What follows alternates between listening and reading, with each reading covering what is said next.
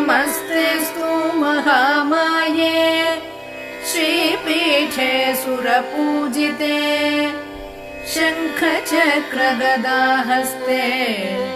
महालक्ष्मी नमोऽस्तुते।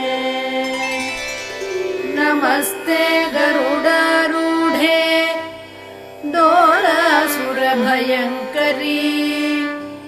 सर्वपापहरे देवी महालक्ष्मी नमोऽस्तुते।